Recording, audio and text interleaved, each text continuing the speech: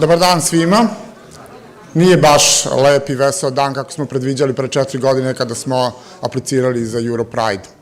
Hvala svima koji su došli, hvala svima koji protestuju. Ovo je pravo na slobodu okupljanja, pravo na protest. Šta god ja mislio o tome, to je pravo svih aktivista da iskažu svoj stav. Međutim, budući da smo dosta nas spremali konferenciju ove 4 godine, ja ću krenuti onako kako smo predvideli, dakle, da imamo konferenciju o ljudskim pravima. Dakle, to je važno za sve nas ovde u Srbiji, važno je za region i važno je za sve naše goste. Nikom ne negiram pravo na mišljenje i želim da to mišljenje iskažete kada god hoćete. Dakle, iskazujem ga i ja. I ja sam besan danas koliko i vi. Hvala vam. Now, I would like to call Prime Minister of Serbia, Ana Brnabić, to take a floor. Thank you.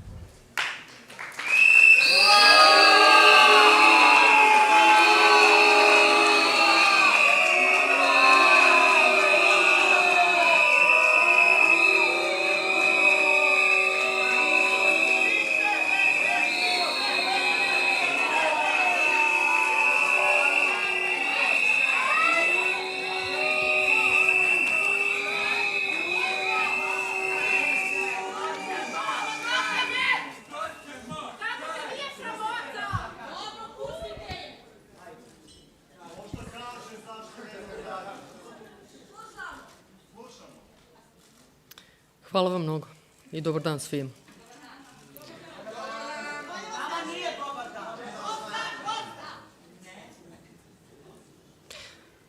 I think it's good if we could talk to each other. And I don't think this is a dialogue.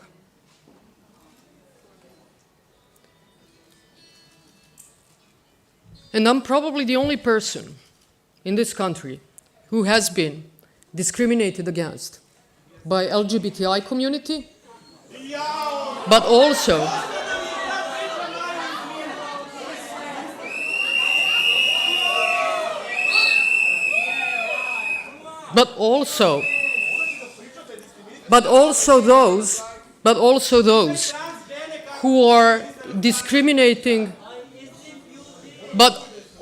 those who are discriminating, against you.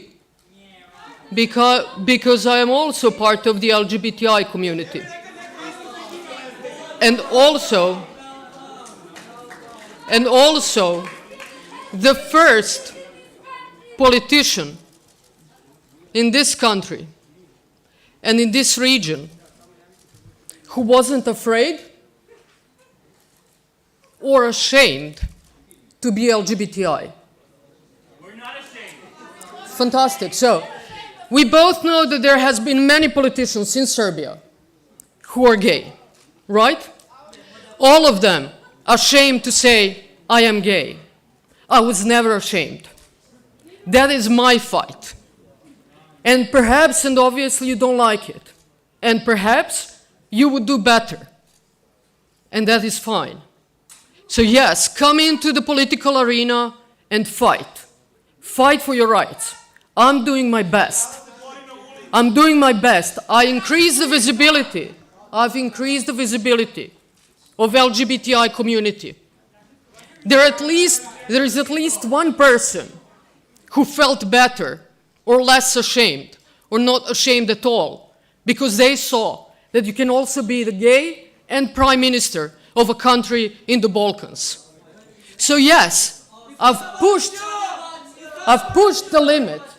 I've pushed the boundaries. I've pushed the boundaries for at least 1 meter. You do the same, and we would be all much better off. But stop just criticizing. And stop criticizing the things that half of you, or 70% of you, would not dare to do.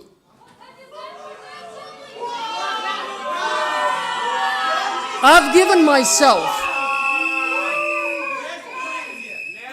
given myself no other right than all of you have. And that is not a lot of rights, I admit. I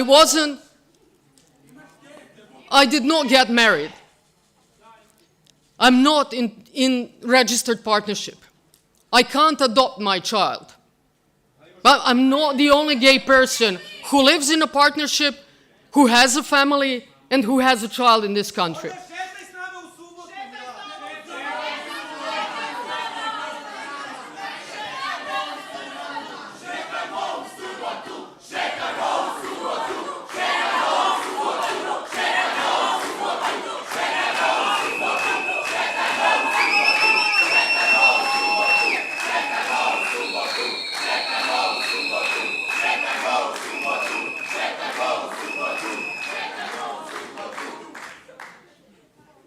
And no one can prevent you.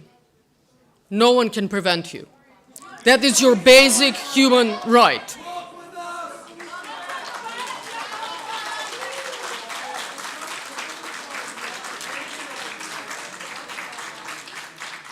But you know what else? Since you hate me so much already. You know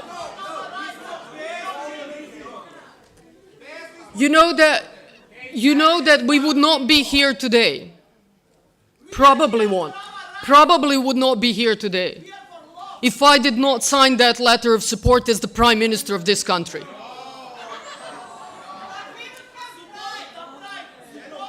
You would have pride. You would have pride.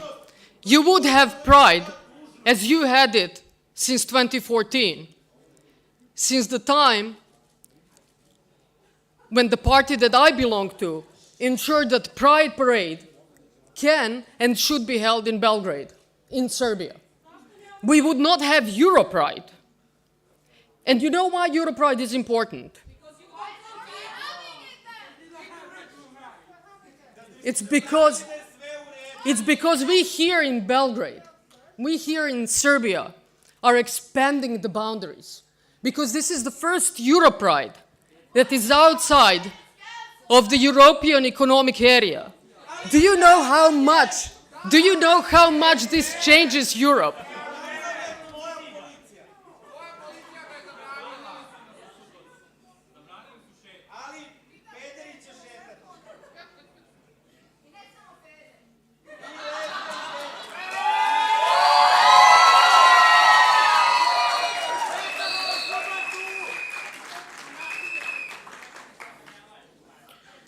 I have to say that, really and honestly, despite of all these challenges, I am pleased that Belgrade has been chosen as the place to discuss the problems we encounter today, and not just in Serbia, and not just in the Balkans, but in the whole Europe.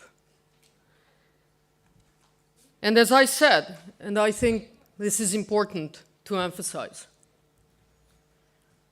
following cities such as Berlin and London and Amsterdam, similar cities in the heart of the European Union,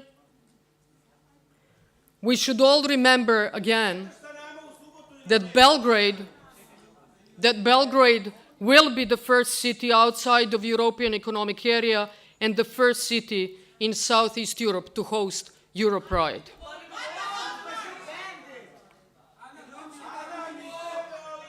This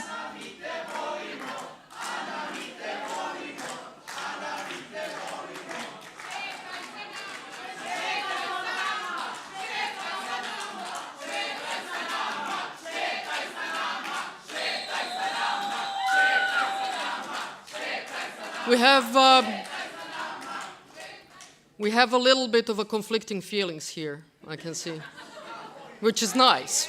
It's always good cause for debate.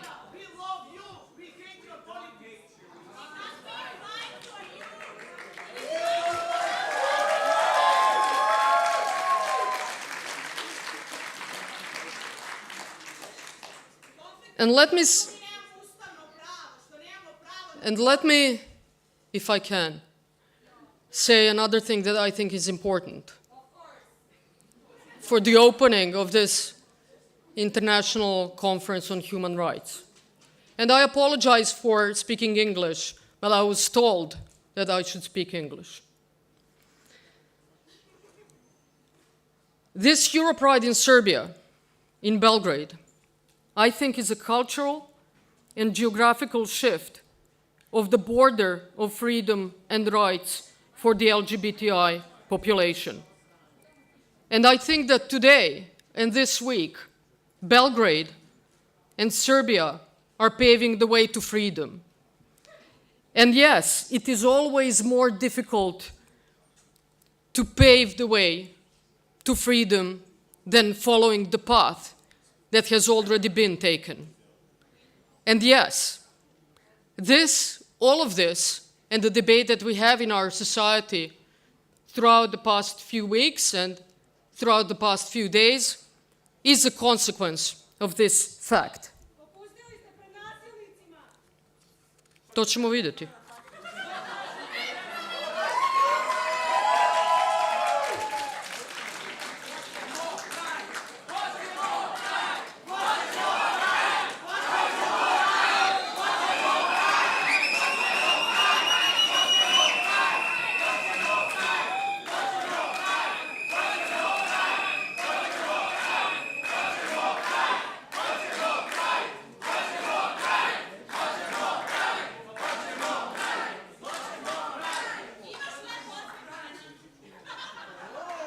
Thank you so much. Muchas gracias. Hvala vam mnogo.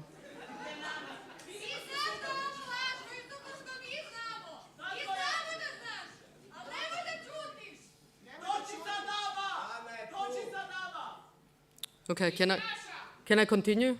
At least this should be kind of a formal event, so. Okay.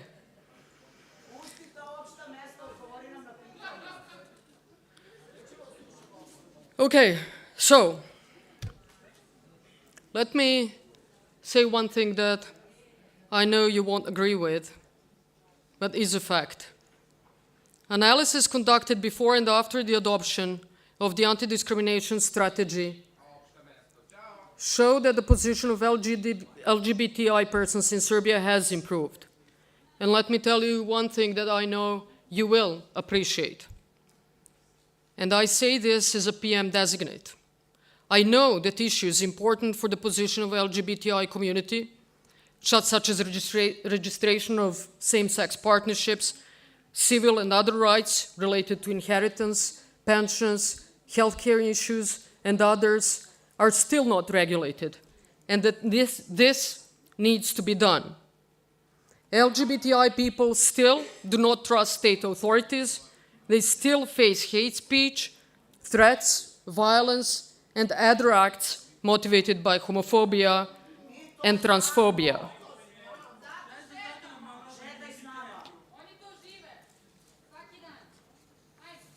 It is the duty of state and government to protect the rights of all the people.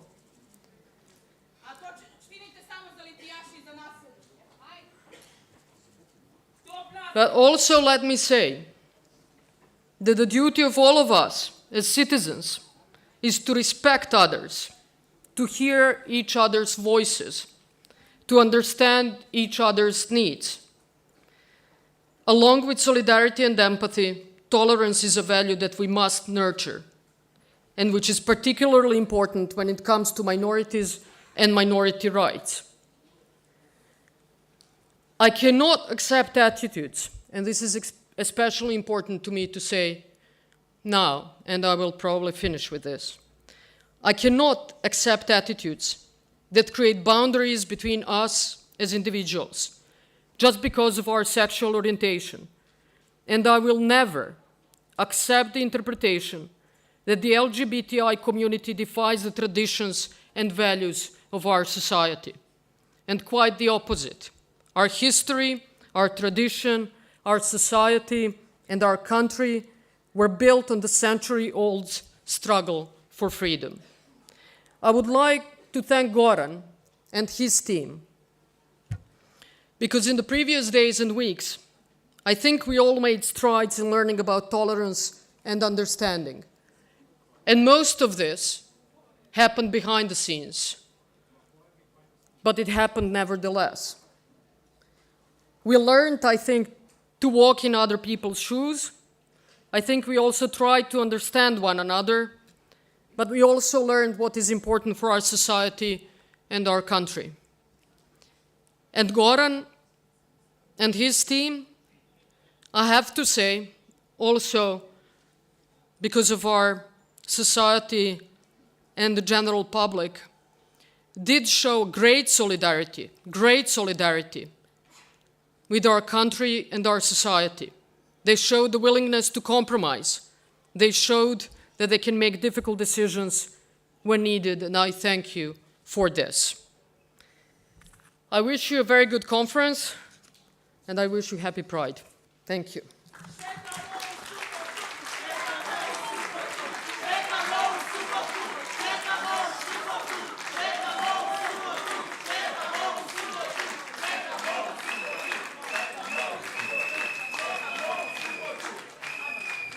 What about transgender people? What about visibility? You haven't said anything. You kill us. What about us?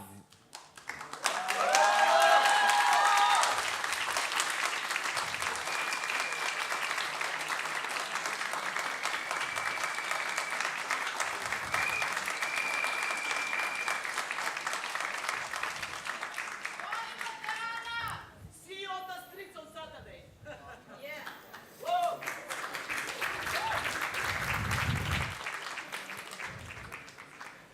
Good afternoon, everybody. My name is Filip Lukic, and I will be the host of the conference today. Not the beginning that we planned, but I think that we had important conversation, and that the main message should be from this scene definitely that we walk on Saturday as planned, because this is EuroPride, and that's important. It's important to make it very clear at this point. I also think that we should allow our guests from international community to say a few words, and I think it's the best moment actually to hear from the representative of the state, which is far more advanced in protection of human rights than Serbia is. And I would like to invite Deputy Prime Minister of Belgium to give you the speech.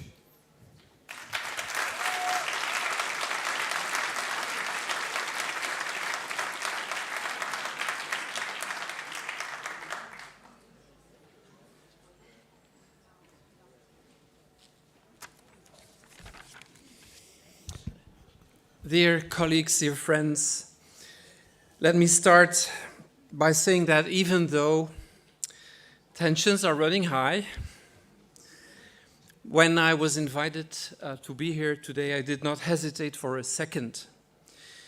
These past few weeks have been symbolic of the struggles LGBTQI+ people have always known. And prohibiting a pride makes us invisible. It silences us. But our love is not a crime. Our existence is not a felony. And our message should always be heard. And that message isn't earth-shattering, it's actually quite simple. We are proud of who we are. We don't want to be discriminated against, and we deserve equal rights.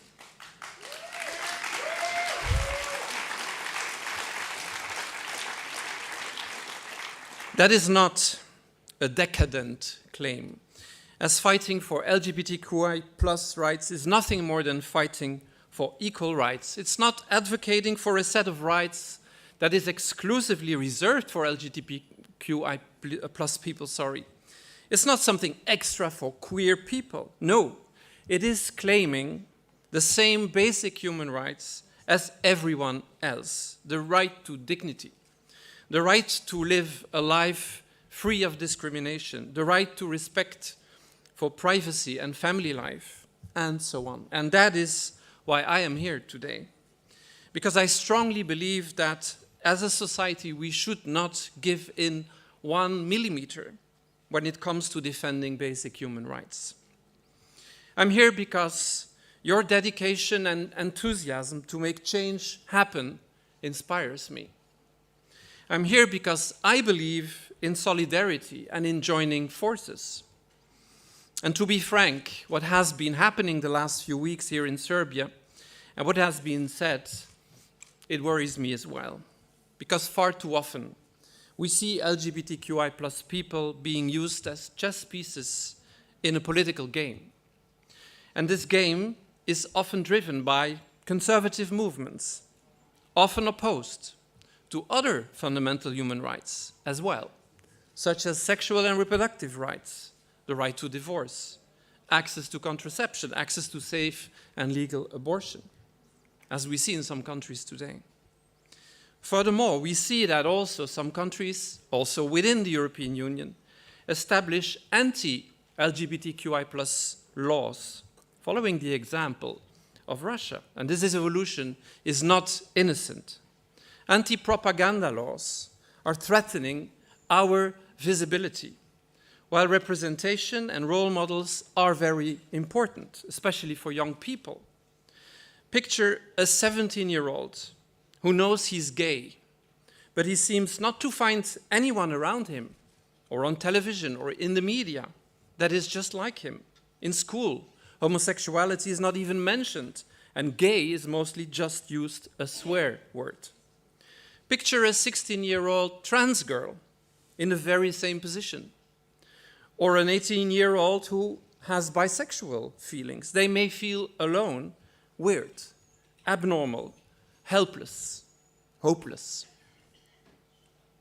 And this is why visibility and representation are extremely important for everyone out there who is still questioning their gender or sexual identity. Because even when it's not allowed to speak about us in schools, we do exist. Even when it's not allowed to portray us in the media, we do exist. Even when it's not allowed to show our pride, we do exist. But rather than focusing on the problems, let us focus on what we can do about them. I'd like to highlight 3 focal points that I believe are quite important. First, I really want to stress this is not an issue of East against West. There are many people in countries such as Hungary or Poland or Serbia who do believe that everyone should have the same protection against discrimination. People who believe everyone should have the same rights, regardless of who they are or who they love. And I'm happy to see that a lot of hearts and minds are positively changing, often inspired by young people who dream of improving society so that we leave no one behind. Moreover, I'm absolutely not here to lecture anyone on how to approach things. Every country is different. Every country has its own culture and history, and there's no blueprint for the safeguarding of LGBTQI plus rights. Even though Belgium ranks 3rd on the Rainbow Index, my country too still faces challenges. We are, for example, still adjusting our legislation concerning legal gender recognition, intersex people, or a ban on conversion therapy. And also in my country, many LGBTQI plus people are still facing forms of violence and discrimination throughout their lives. I do hope, on the other hand, that countries like Belgium, but also Denmark or Malta, for instance, can be, of course, an inspiration to other countries, as we are one of the pioneers in providing a strong legal framework to ensure equal rights to LGBTQI plus people. And at the same time, I am here to be inspired by you, by activists from Serbia and so many other places, because your stories and your actions are what inspire me and what we can learn from. In this context, I think it's also important to stress that rights are never acquired or obtained forever. We always must remain vigilant. We must keep supporting each other. We must always protect ourselves and our acquired rights. And if necessary, we need to take legal action. Europe is founded on the principle of protecting human rights, and they must be safeguarded at all times. That is why Belgium, for example, will support the infringement procedure of the European Commission against the anti-LGBTQI+ law that Hungary deployed last year. Secondly, and maybe the most importantly, we need to work together. Solidarity can be a powerful weapon against hatred because it strengthens people's sense of not being alone. We must seize all opportunities to build alliances between activists and politicians, with civil society, with whoever wants to be an ally. And therefore, we also must work together with other movements, with people fighting for women's rights, for example, or for the rights of other minorities. Sometimes they try to turn us against each other. But it is important to counteract this polarization. United, we are stronger, as our fight is a shared one. And especially here, at events such as the EuroPride, we have a unique opportunity to connect with so many people. This is a place where we can learn a lot and discuss common strategies. On a more international level, there's also still a lot of work to be done. Today, in 2022, more than 70 countries around the world still have discriminatory laws that criminalize consensual same-sex conduct or certain forms of gender expression. And even in at least 5 countries, LGBTQI+ people are still sentenced to death. We cannot turn a blind eye on this horrific reality. And therefore, the most pressing issues internationally are to stop the criminalization of LGBTQI+ people and protecting them against discrimination. Luckily, we also see positive changes in many countries. And at the UN level as well, this got higher on the agenda. For example, by the appointment of the independent expert on sexual orientation and gender identity. Lastly, I am convinced that each and every one of us can play a role in making change happen, especially if we join forces. Many of you are, of course, already doing this every day, just by being yourself. As people's attitudes towards LGBTQI+ rights tend to change when they got to know people who identify as LGBTQI+. And sometimes your impact may seem small, but you could make a big difference in the life of a friend or a coworker. And perhaps you're in a position of power and you can make a fundamental change towards a fairer world by adjusting your policies. I know that is not always an easy task. It might take a while, and sometimes there will be setbacks. But if all of us make even a small effort, together we will make a huge difference. Today I take the floor here and speak to you as Deputy Prime Minister of Belgium. But I'm very aware that I'm also fortunate enough to have this wonderful and beautiful woman by my side, who I can call my wife. I know in this country, it's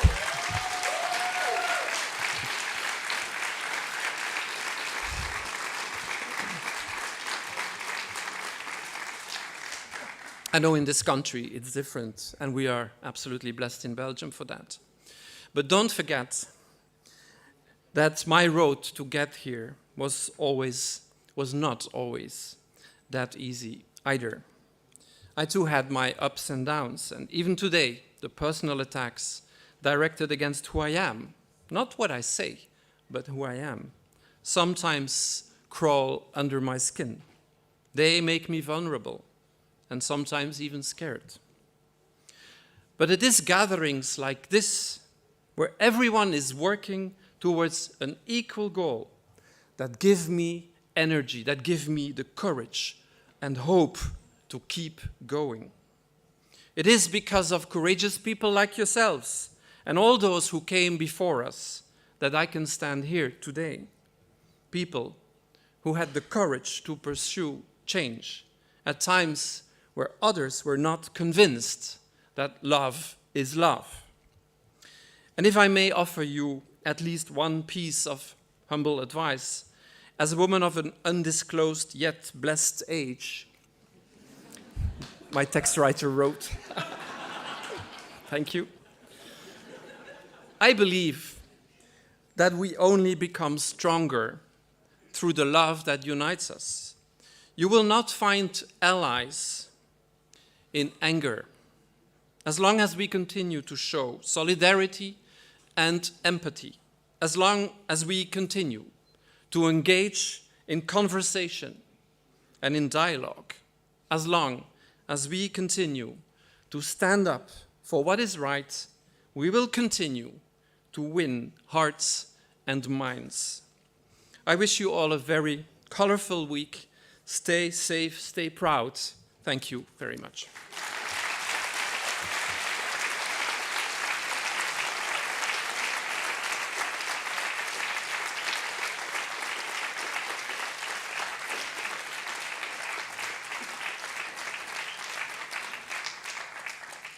Thank you for such inspiring words. I think it was more than needed at this point. And I would like to invite now UN Resident Coordinator François Jacob to share the impressions from the angle of international community and one international organization in Serbia.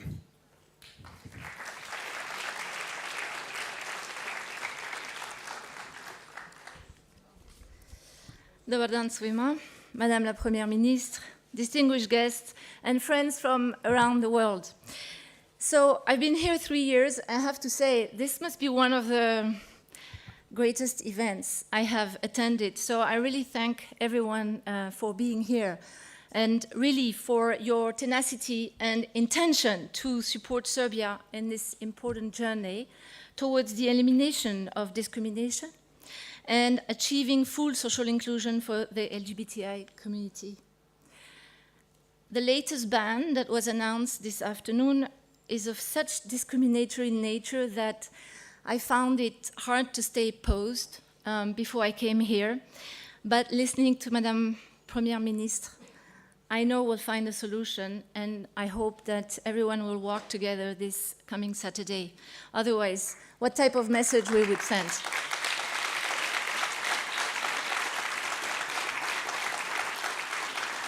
So, Madam Prime Minister, you came to this event, you came to open the event, and in view of the circumstances of the past few weeks, even the past few hours, your presence is a very strong sign of your support, and it brings hope that the LGBTI agenda will remain on the roadmap of the upcoming government, despite the latest challenge.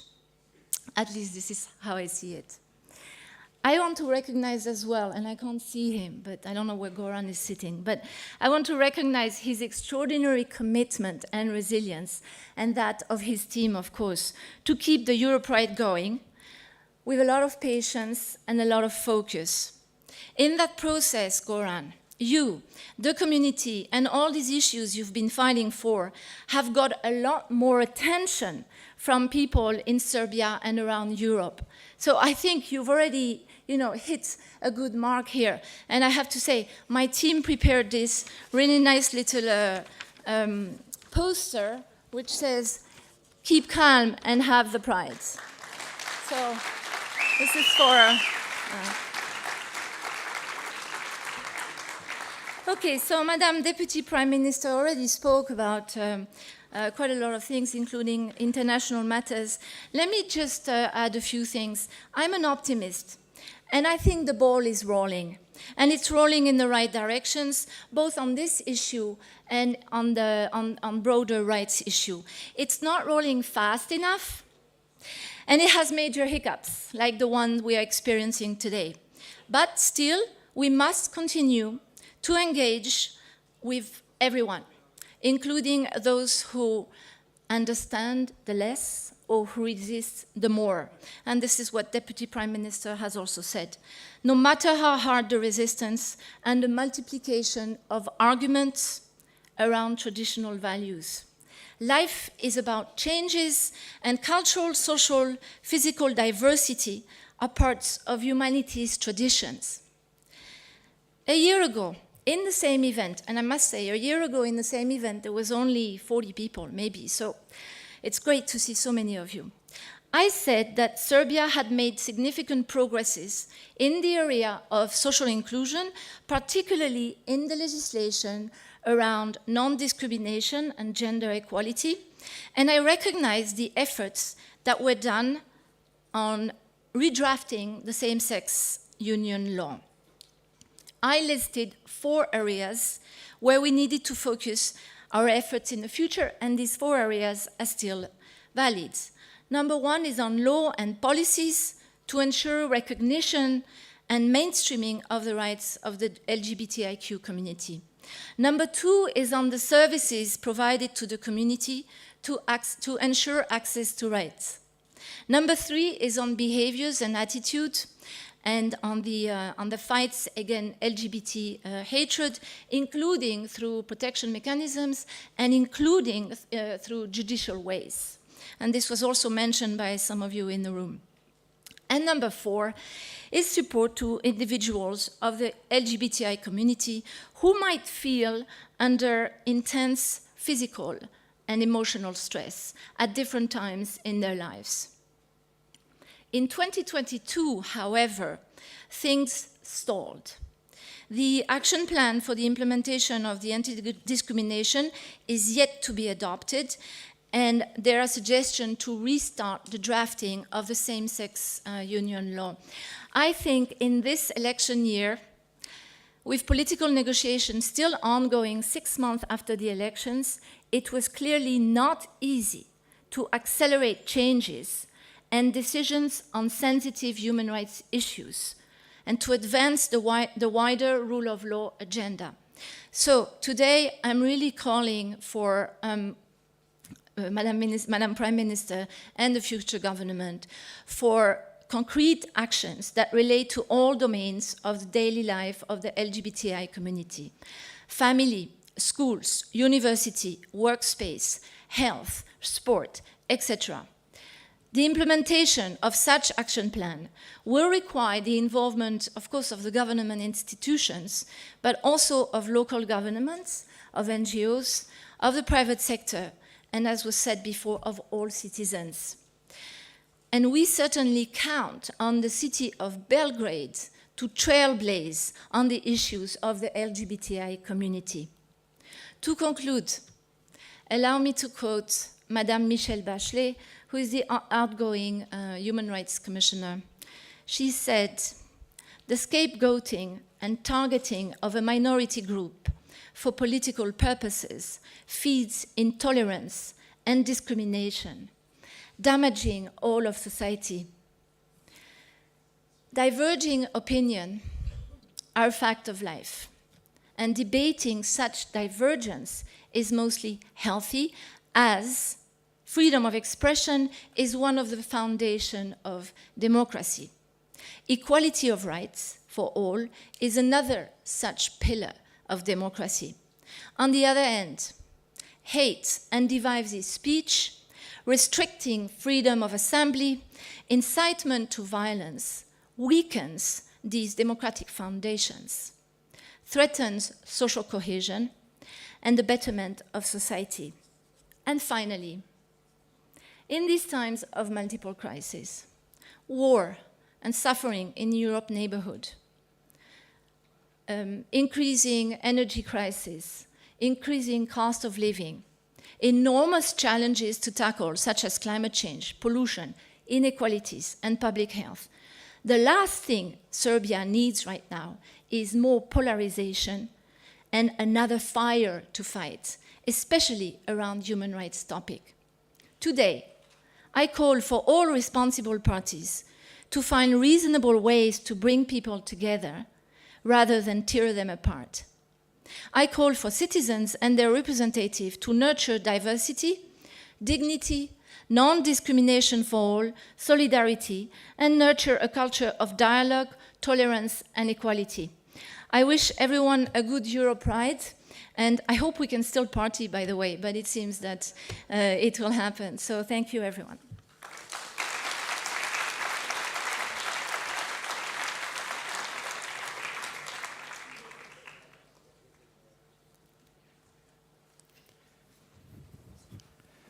Thank you very much. Since we are a country that is inspiring to follow and respect European values, I would like to invite the head of Belgrade office, Council of Europe, to say a few words.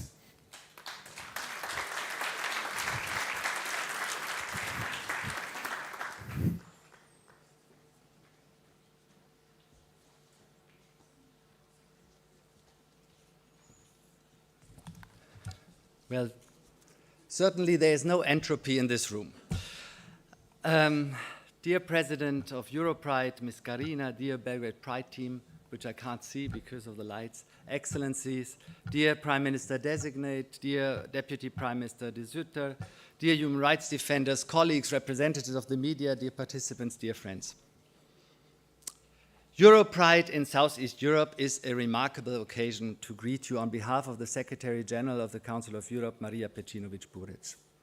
Our organization, based in Strasbourg, France, with 46 members, including Serbia among its members since almost 20 years, is setting standards to ensure respect for the human rights of every individual. Our standards are only complete when there are equal rights and dignity for all human beings, including lesbian, gay, bisexual, transgender, and intersex persons. It was only a few years ago, in 2014, when the last member state of the Council of Europe decriminalized homosexual acts. We work today based on the groundbreaking recommendation of the year 2010 to member states to take action to combat discrimination on grounds of sexual orientation or gender identity. Hence, we are proud to be supporters of this Human Rights Conference in the framework of Belgrade Pride and EuroPride as part of our joint efforts with the European Union in a program called Promoting Equality and Diversity in the Western Balkans and Turkey. Dear participants, in early 2022, a meme was popular, inspiring creators of TikTok and Instagram Reels. The meme was, "Tell me without telling me." The structure of the meme is simple. People admit things about themselves and their identity, their beliefs, without outright saying what they're talking about. Some popular versions of the trends are, "Tell me you are LGBT without telling me you are LGBT." It's a way to divulge things without being too specific or too literal. Of course, it is playful and can easily be adapted to coming out stories and stories about diversity. It resonates with queer youngsters who are using the meme for expression of their personal experiences. Yet, the plot is not new. Alas, hiding in plain sight remains all too often a sad necessity for survival. It has been part of queer identity and culture for all too long. During the 1990s, there were no memes, but don't ask, don't tell. Don't ask, don't tell was a policy of the US government from 1994 to 2011, happily abandoned after that. But the policy prohibited military personnel from discriminating against or harassing closeted bisexual, lesbian, and gay people, while barring openly gay, lesbian, or bisexual persons from military service. Recently, we heard a similar line. Do what you want in your own home, in your own four walls. So tell me without telling me can certainly be fun, but somehow it is not what pride should stand for. Real pride is better described through other pop culture takes, such as I am what I am, born this way, or call me by your name.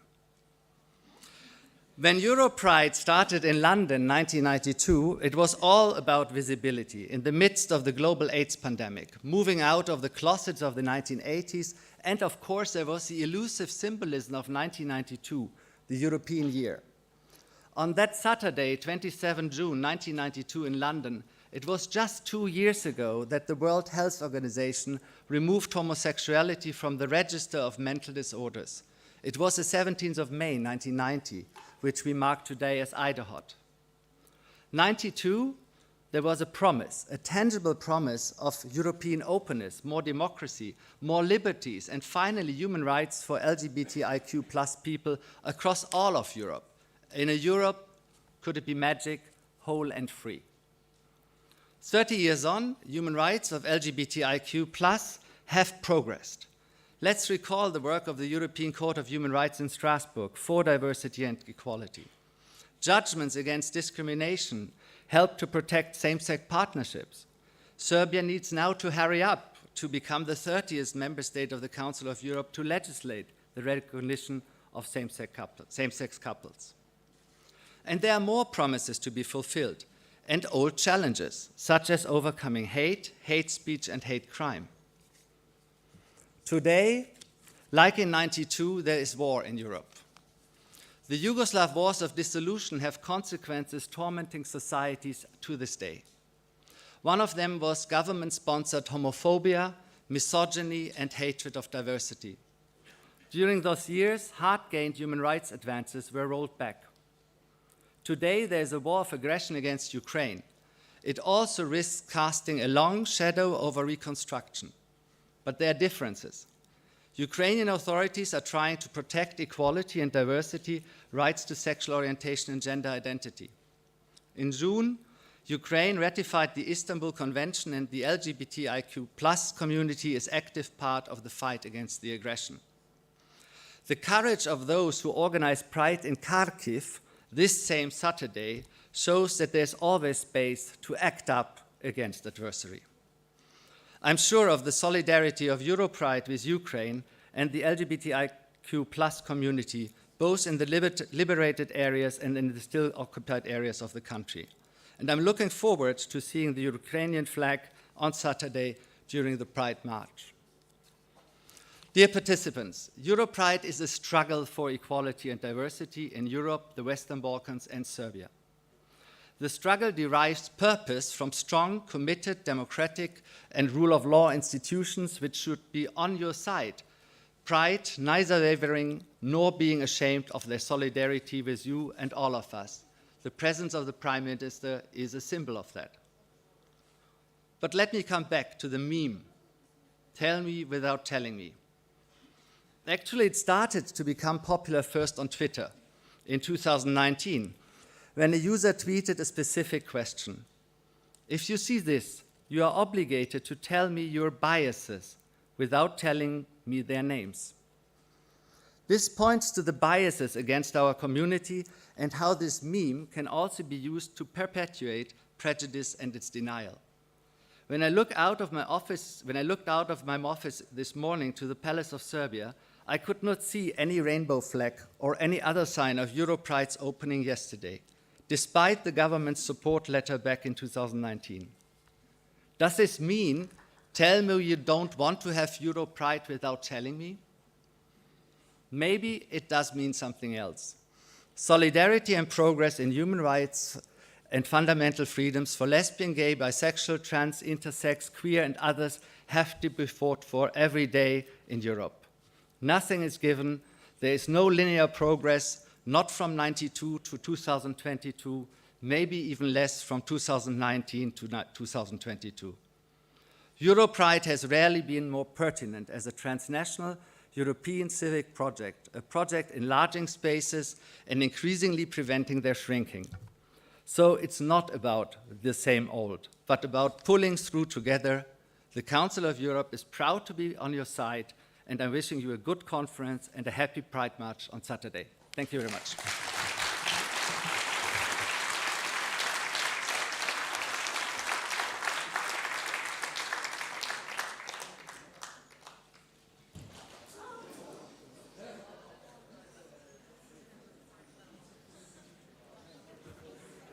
Thank you very much. And now, having peaceful and successful Pride is one of the indicators on how Serbia is advanced on its European path. And I would like to give the floor now to the EU ambassador in Serbia, Emmanuel Gilfrey.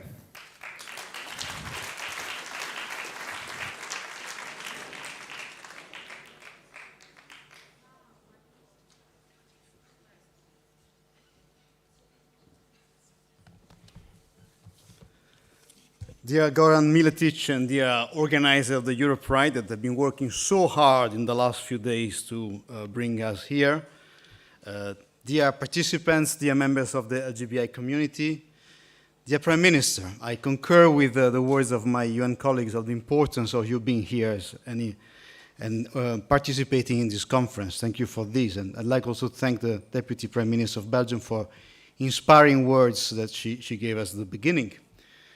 Dear colleagues, it's really an honor for me to be here today to open this EuroPride Human Rights Conference. EuroPride is about universally recognized human rights for all, including freedom of speech and freedom of assembly.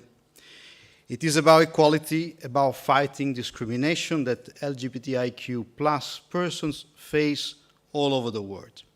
They are often exposed to violence and hatred for no reason other than their sex, sexuality, or gender.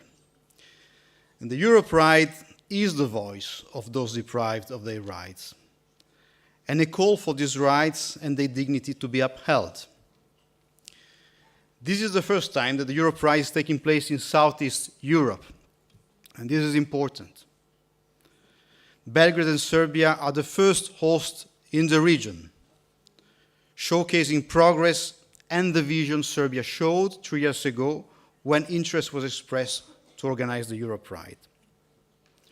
So also let me say that against this background, I have to confess our profound disappointment that the Ministry of Interior issued a ban on the route of the Pride, which is planned to conclude the week. Belgrade has been a good and safe host of the parade in the past several years, has been showing a welcoming face to many participants, offering a safe space to the voices of the LGBTIQ+ community. And the events of the last several weeks prove that this community still faces global challenges. And the march is a public expression of the will to overcome these long-standing challenges. It is the most visible part of the week, and it's difficult to imagine a EuroPride without a march.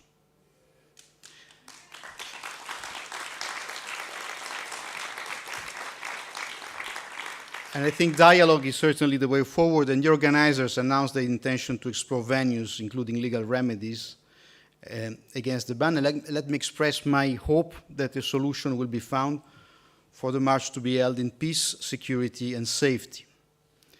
The European Union is founded on the indivisible universal values of human dignity, freedom, equality, and solidarity. It is based on the principles of democracy and the rule of law, and it places the individual at the heart of its activities. These are the values shared throughout our EU families and by those aspiring to be part of it. Allow me to conclude by reminding us all that to be able to breathe, to sleep, eat, is the same as to be able to live and love freely. I'd like again to thank Belgrade for welcoming us here, welcoming Belgrade and in Serbia. And I would like to wish everyone participating to this week to have a fruitful time, joint work for the protection of human rights and human dignity, because this is what we're here today, and this is what we will be continuing to advocate for. Thank you very much.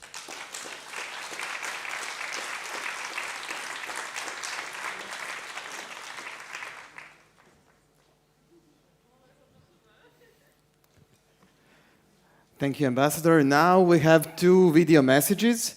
And the first one will be from the Director of European Union Agency for Fundamental Rights. Your Excellencies, friends, Dober Dan.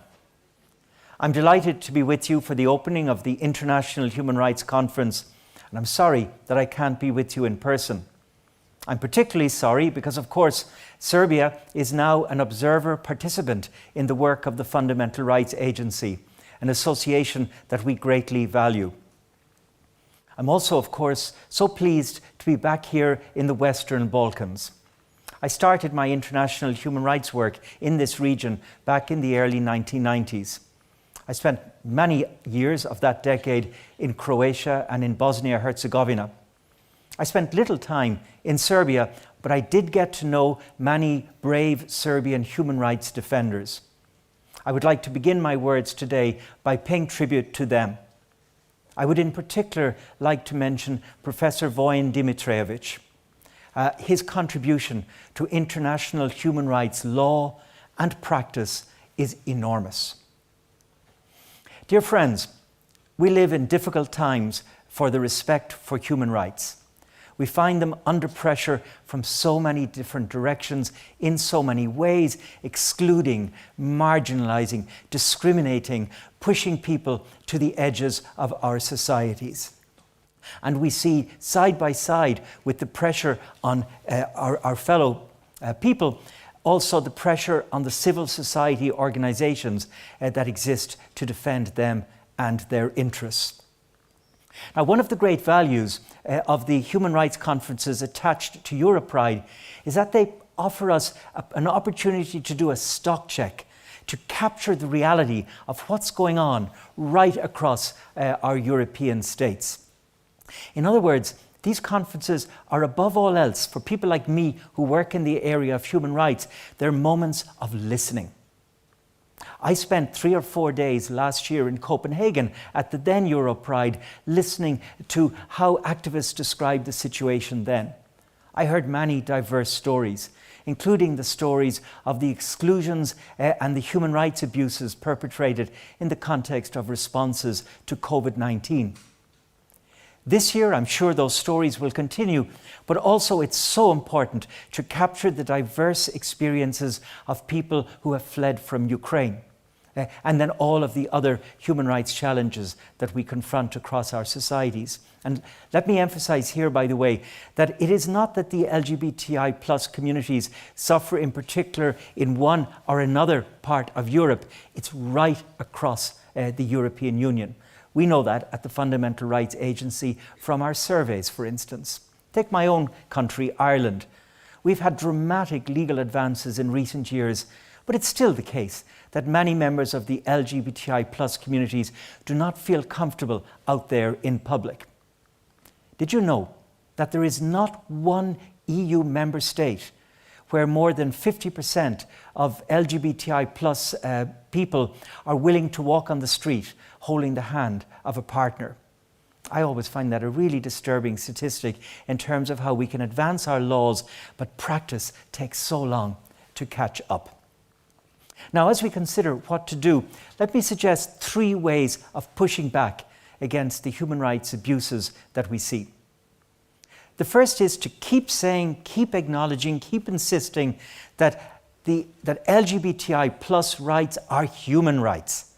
They are no more and no less than a demand to be treated the same as anybody in our societies. Second, if they are human rights, then there are duty bearers. Respecting the rights of members of the LGBTI plus communities is not an add-on. It's not a favor. It's not some act of kindness. It's a formal legal obligation of our states because of their commitments to the international human rights treaties. And third and finally, and again, I know I'm speaking here in the midst of the LGBTI plus activist communities, but it's so important that everybody engaged in the business of human rights remembers that we must never work for a community, for a group. Rather, we must work with communities and with groups. It's as partners that we can change our societies. Now, dear friends, this is Pride Week. These are Pride Days. On Saturday, there'll be the Pride March. I think these are always very important moments in the year. The Pride March Day is that one day in the year when we can celebrate our extraordinary diversity. We can honor the human dignity, the unique, distinct and diverse human dignity of every last person in our society. But my wish, as I express it every year, is that we not just celebrate diversity on one day a year, but that every day of the year becomes a Pride Day. Thank you.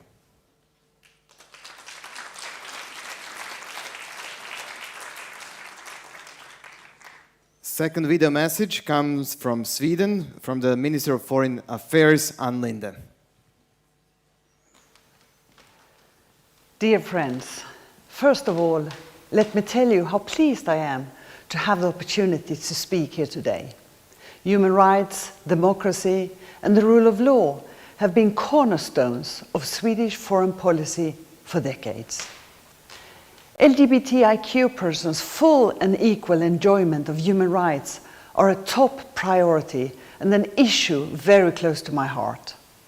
Human rights are universal and they apply to us all, irrespective of sexual orientation, gender identity, gender expression, or sex characteristics. This year marks 30 years of EuroPride. It is an opportunity to continue the struggle for equality and celebrate diversity across borders here in Europe. To host EuroPride should be an honor and an opportunity. As I record this, the situation is still that the Serbian government has withdrawn its support for the event, which I very much regret. The EU and a number of other countries have urged Serbia to renew its commitment to host EuroPride, and I hope that the decision will have been taken. Dear friends, we meet at a critical moment in time. All over the world, we're witnessing a democratic backsliding. Human rights are being increasingly challenged. This is true not least for LGBTIQ persons who suffer human rights violations and abuses in every part of the world, often at heightened risk of being subjected to violence, discrimination, and stigmatization. Transgender and other gender diverse persons are especially exposed. This is unacceptable. States must prevent such acts and hold those responsible accountable. We must stand firmly together and counter these negative trends. During my travels as Minister for Foreign Affairs, I have always met with members of civil society. These meetings have often been first-hand accounts of experiences of human rights violation and abuses. The work that many of you conduct is invaluable, not least when it comes to the LGBTIQ persons' enjoyment of human rights. Civil society is the beating heart of all societies, and you help us keep our eyes on crucial issues and worrying trends, also in my own country, Sweden.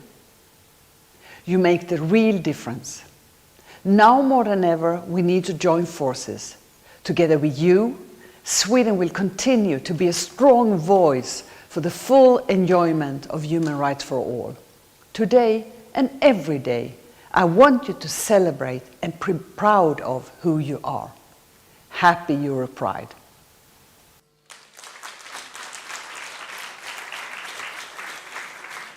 So it is always important to get these messages of support, and we stay with Sweden, so I would like to invite Swedish ambassador to Serbia to say a few words.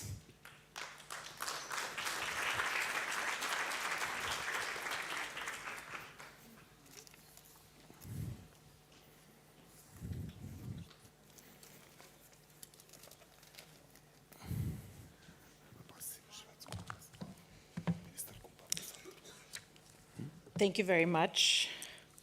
Friends of Pride, friends of human rights, friends of the freedom from discrimination.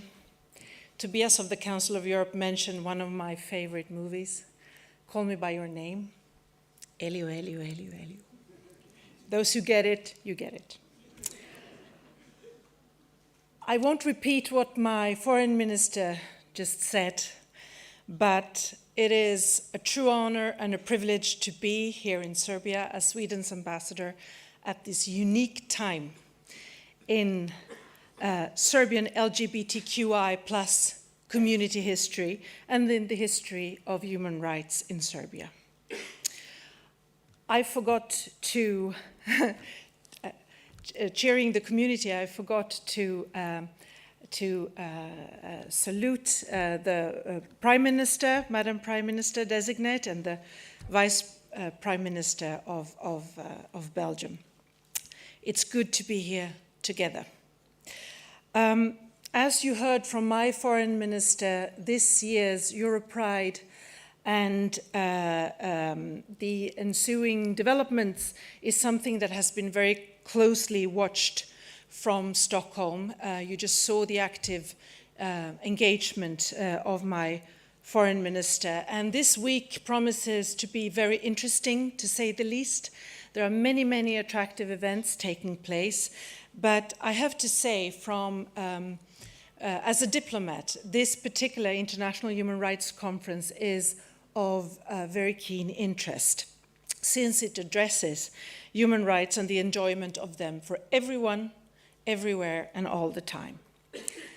Before coming to Serbia a year ago, I served for 5 years as Sweden's ambassador for human rights, democracy, and the rule of law, a function that was introduced in the Swedish Foreign Service 40 years ago. And to the best of my knowledge, we were the first country in the world to introduce such a function in Swedish diplomacy.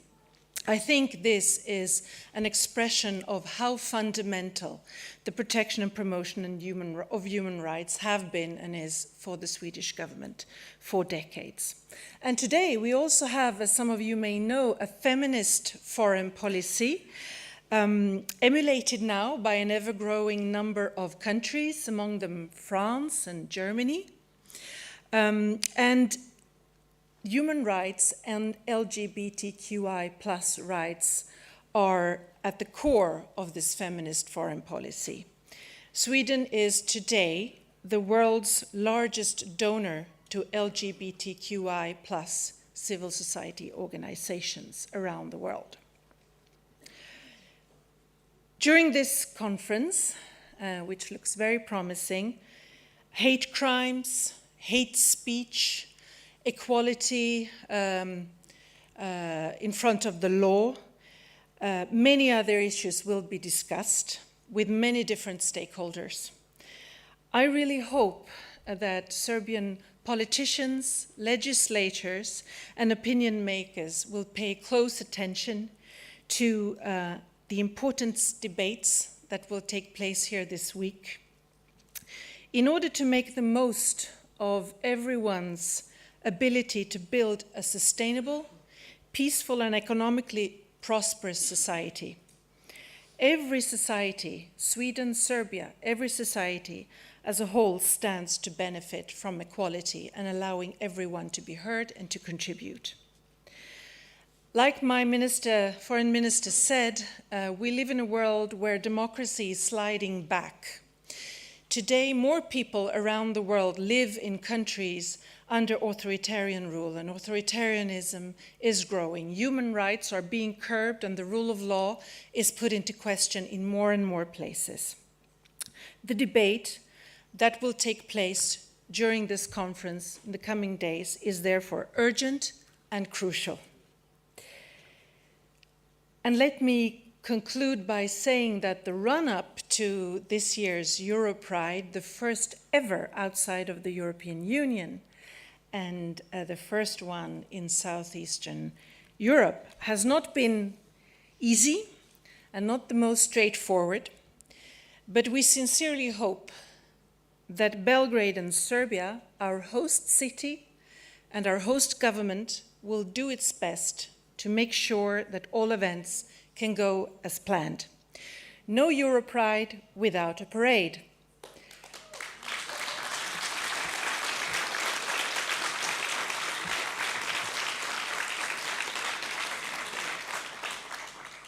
Thank you, Goran. Thank you, Philip, the whole EuroPride team, for your continuous work and your dedication. See you on Saturday, I hope, and have a safe, positive, and peaceful EuroPride week. Thank you.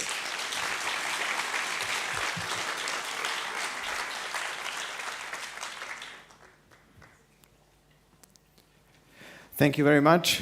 We stay in Nordic region, so I would like to invite Norwegian ambassador to Serbia to address the audience.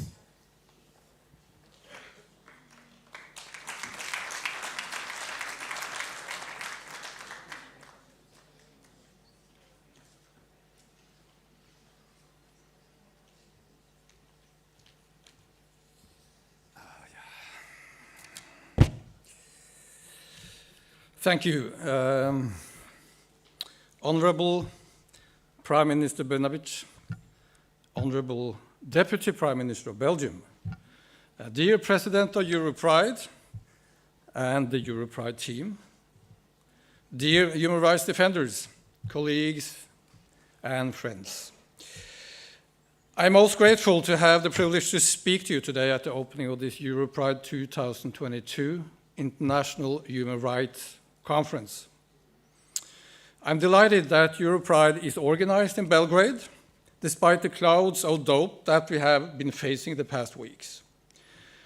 During this week, the eyes of Europe will be on Belgrade and Serbia. And it's time for us to step up our joint commitment to rally around democracy and freedom of expression. It is indeed time to step up our fight for non-discrimination and equality. And let me start by quoting the UN Secretary General. All human beings are born to be free and equal in dignity and rights. All human beings, not some, not most, but all. And we should all bear this well-formulated but obvious punchline in mind. Everybody shall take pride in who they are.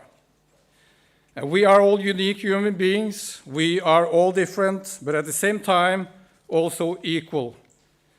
So human rights apply to everyone, wherever we live, whoever we are, and whomever we love. EuroPride in Belgrade is the celebration of human diversity. And promoting equality, non-discrimination, and equal opportunities for all is a priority for Norway as well. We have been in the forefront of these efforts in many years in cooperation with countries from all regions of the world. But it's fair to say that there have been challenges, but also great advances in the past years in Europe. Progress has been rapid and spectacular. The Council of Europe's recommendation to its member states in 2010 on measures to combat discrimination on grounds of sexual orientation and gender identity was a breakthrough. Likewise, the adoption of the Human Rights Council in 2011 of its historic resolution on the same issue.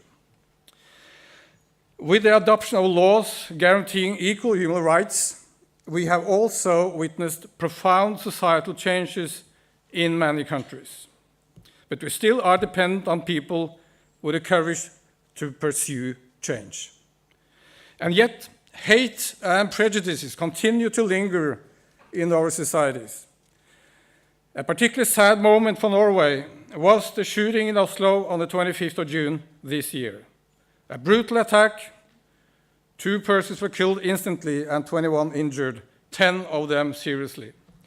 The perpetrator was apprehended quickly thanks in part to civilians.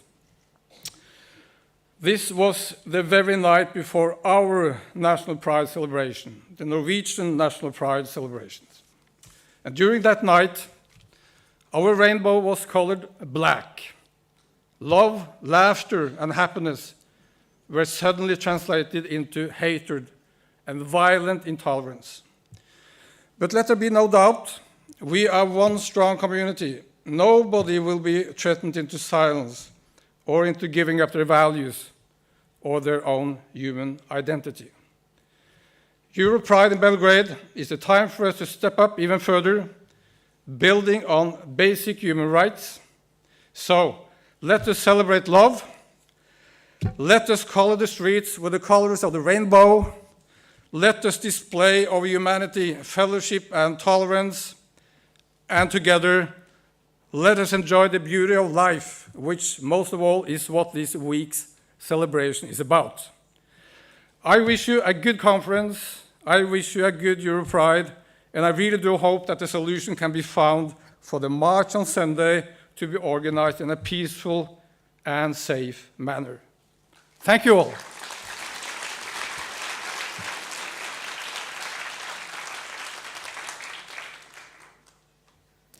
We also have a representative of Dutch Embassy with us here today, and I would like to invite Charge d'Affaires, Anne Stiske Brings, to address the audience.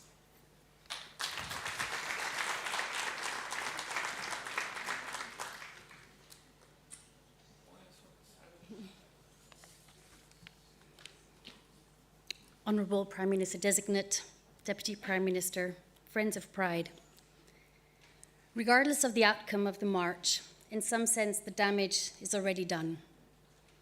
EuroPride was supposed to work as a lever to give the equal rights agenda in Serbia a push and to create more space. And yet we found ourselves having to defend that space.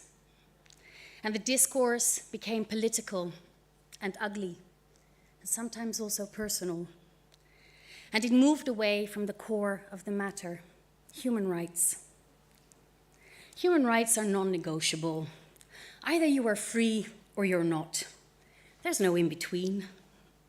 And either you're allowed to be you or you're not, because there's no such thing as a little bit you. Let us not forget that we're talking about people, our people, us, and that loving and being loved is a human need. And over the past few weeks, we've seen a lot of hate speech. And in fact, it sometimes seems as if the hate was given more space than the people advocating for their constitutional rights. And words matter and can hurt, but so does silence. And it makes me really sad, really sad to see that in the 21st century, here, but also in my own country, we still need to work on getting the facts straight. So let me help those who have trouble understanding. LGBTIQ people do not want special rights, but the same rights. Homosexuality is not a choice. It is not more a choice or a decision than being straight. There are no cures because there is no illness. Same-sex parents are not harmful to a child. And sexual attraction to children is not homosexuality. It is called pedophilia. So I would like to say to the organizers, you can be proud. You had the vision to bring EuroPride to Belgrade, and you worked around the clock to make that happen. And the message you are sending is loud and clear. The years of shame and hiding are behind us. It is time, it is overdue, and there's no way back. Thank you.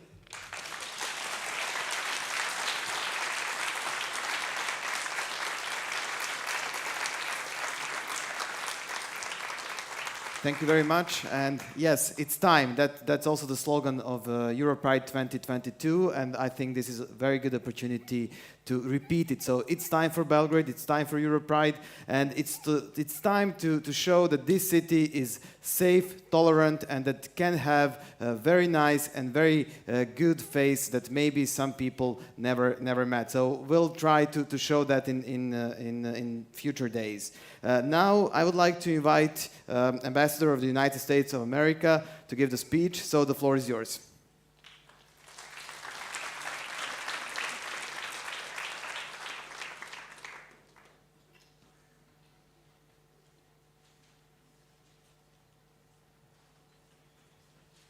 Well, thank you very much for really the honor to speak at this International Human Rights Conference. You know, when I came to Serbia only 6 months ago, I did not think I would have really the opportunity to speak at the International Human Rights Conference. And frankly, when I got here, I did not know and I did not expect that there would be this EuroPride week in Belgrade. So I am really honored to be in this country, a country that is undergoing extraordinary change, extraordinary new perspectives on the world, a country that is really in transition in many respects, and I think a country that all Serbs can be proud of today for things that are happening. I want to thank everyone who made this day happen, who made this week happen. I really want to congratulate Goran Militic, who has worked so hard on this. I don't know where he's sitting, but wherever he's sitting, I hope he's sleeping, because he needs a little sleep today.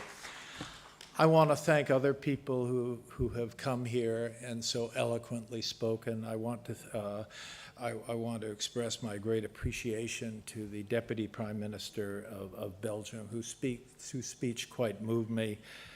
But I also really want to express my appreciation, frankly, my affection for the Prime Minister of Serbia, Ana Brnabić, who stood up here. Not everyone was happy to see Ana. I was, and she gave, I think, a speech really for the ages, because it really felt very personal to me to see people get up and express their own words, their own vision, and what they have done and what they will continue to do, because were it not for her signature, we probably wouldn't be here today. So much. So many people have contributed so much to this process. And obviously there is work to be done. This is truly a case of unfinished business. Certainly protecting the rights of LGBTQ plus people has been a labor of love. And I think we need to keep love in the center of this. We need to understand that this is really fundamentally a question of self and other, and whether you respect the other or whether you can only look to yourself. So I think we have made just great strides in having this meeting today and in anticipating what we are going to be doing in the coming week. I wish I could say that my country has solved all these problems.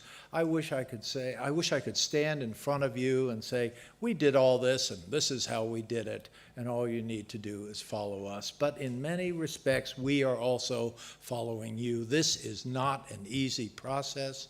There are countries that do very well in the Pride Index. I think the Deputy Prime Minister pointed out with pride, as she should have, that Belgium is number 3 in the list. I haven't checked where the United States of America is, but I rather doubt we're 2 or 1. So we have a lot of work to do. But I think when you have a lot of work to do, when you're climbing a high mountain and you look ahead at where you have to go in the coming future, you should also look behind and see how far you have come. And I think in the United States, we have come a long way in a short amount of time. The journey is not over. There are many miles to go, but I think we can see that we have all done a lot.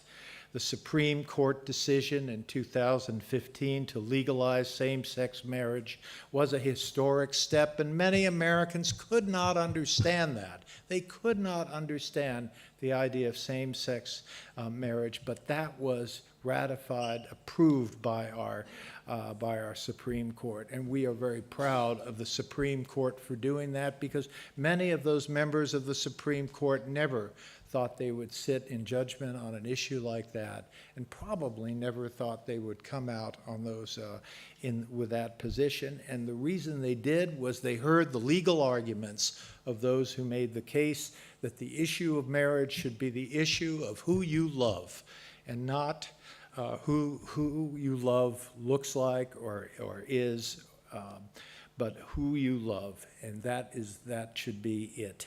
So of course, this is we have so many miles to go.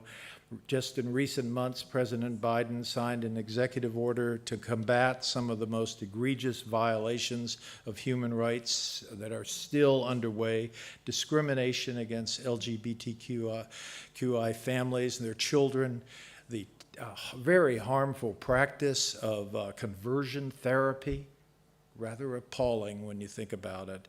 And we also work to safeguard health care and try to deal with some of the other problems that have also been associated with the LGBT community, including homelessness.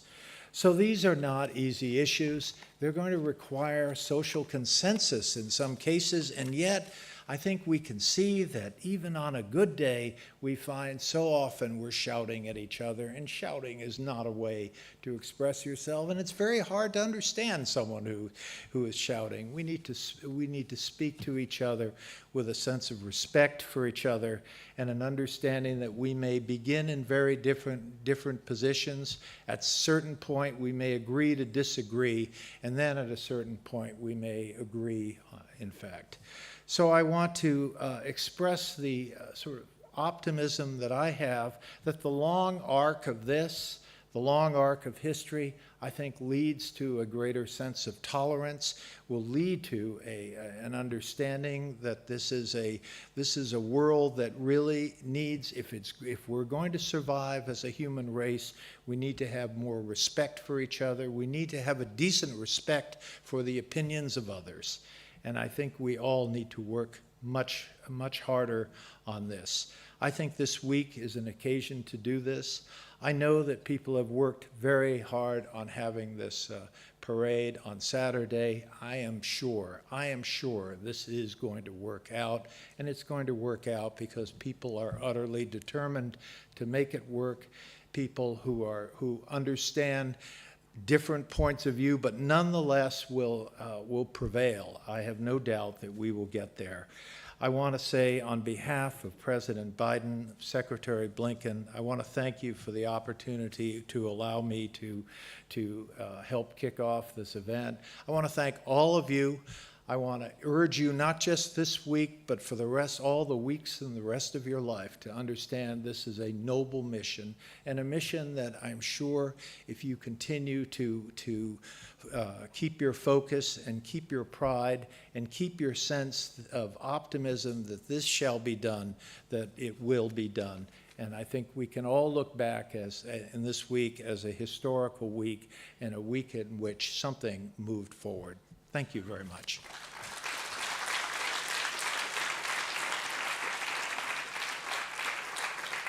Thank you. Respect is probably always the key word. I would like to invite now Ambassador of Canada, Gilles Normand.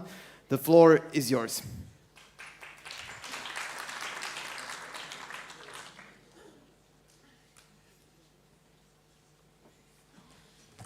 Dobar dan svima. Let me start by highlighting that the government and people of Canada are in a period of mourning following the death of Her Majesty Queen Elizabeth, the Queen and Right of Canada, and we're among a family of nations mourning as one. Prime Minister-designate, Deputy Prime Minister, ministers, ambassadors, supporters of EuroPride, guests and friends. Look, I'm really pleased to be here today marking the historic nature of this conference and EuroPride 2022 being held in Belgrade, Serbia. Thank you all to all of those who have worked bravely and tirelessly to make this gathering a reality. On August 28th, not that long ago, Prime Minister Trudeau announced Canada's first ever two-spirit LGBTQI+ action plan. And the vision of that action plan is to achieve a future where everyone in Canada is truly free to be who they are and love who they love. And that action plan also includes a commitment to continue advancing and strengthening LGBTQI+ rights, both at home, because we have a ways to go as well, and around the world, which is why I believed it was so important to be with you here today, despite our period of mourning. So another thing that we take pride at the embassy is in aligning ourselves with this Human Rights Conference. Also, in our historic support of the Pride Info Center here in Belgrade, an important institution in this city, and in continuing to fund projects that help people just try to hang in there and live their lives as who they are. But we're also grateful, and we're grateful to those who brought EuroPride to Belgrade, to those who have pulled all of this together, and to each and every one of you who put yourself forward each day. I want to say a particular thank you to Goran and his team. So on behalf of the Embassy of Canada and of all Canadians, here's to EuroPride, here's to you. Thank you, merci beaucoup, vala puno.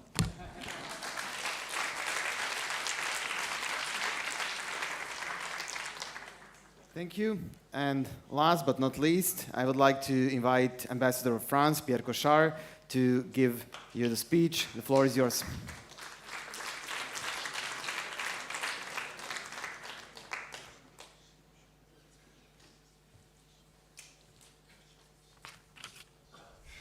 Mrs. Prime Minister, Mrs. Vice Prime Minister of Belgium, dear participants of this conference, dear participants of the EuroPride, I'm very proud to be with you today. I will be very brief because as an ambassador of France, I can really share all what has been said in support of this event. I'm very grateful to all those who made this event, this conference, and the EuroPride possible.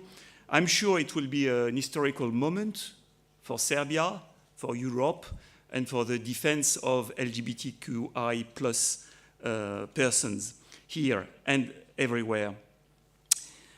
I want just to say that even if this will be, I think, a step forward, especially if we, and I hope so, are able to march together next Sunday,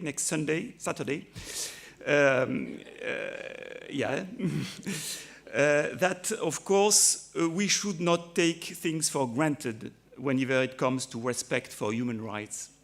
France, for instance, had a rather and very liberal position concerning homosexuality at the end of the 18th century. Homosexuality was officially decriminalized in 1791 during our revolution. But the legal situation of homosexuals deteriorated under the Vichy regime, and France remained very conservative for a long time. In 1960, homosexuality even entered the list of social scourges on the same level as alcoholism or tuberculosis. Of course, fortunately, things have changed. Now our legislation is going in the right direction in the defense of non-discrimination based on sexual orientation or gender. But I think we are collectively facing, nevertheless, a resurgence of conservatism fueled by those who have interest in presenting EU and Western countries as weak powers in decline. We must be clear. Fight against discrimination will remain our fight because there is no traditional values at stake. Non-discrimination and freedom nowhere endanger family. They are, on the contrary, the elaboration of what makes us European, whatever our nationality, equal dignity of every human being protected by the law and by the state. I think that is what EuroPride is about. I have confidence that Serbia, Serbian authorities, as well as civil society, cannot and will not stay a part of this fight, and that's why, again, I hope to see all of you in the street of Belgrade at the end of the week. Thank you very much.